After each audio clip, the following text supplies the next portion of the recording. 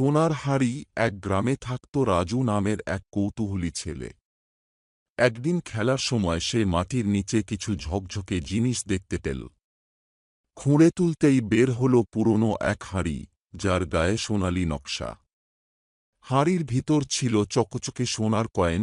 রাজু ভয় পেয়ে ঠাকুরদার কাছে গেল। সব শুনে ঠাকুরদা বললেন, সোনা লুকিয়ে রাখা নয়, সবাইকে সাহায্য করতে হয়। পরদিন হাড়ি গ্রামের প্রধানকে দেখানো হল। ঠিক হল, সোনা দিয়ে স্কুল হাসপাতাল বানানো হবে। সবাই খুব খুশি, কিন্তু এক লোভী জমিদার হাড়ি চুরি করল। সে সোনা বের করতে গিয়ে হাড়ি থেকে বের হল সাপ, আগুন আর ধোঁয়া। জমিদার ভয়ে হাড়ি ফেলে পালাল। রাজু বুঝিয়ে দিল, হাড়ি শুধু তাদের জন্য যারা ভাগ করে নেয়। হাড়ি গ্রামে ফিরল।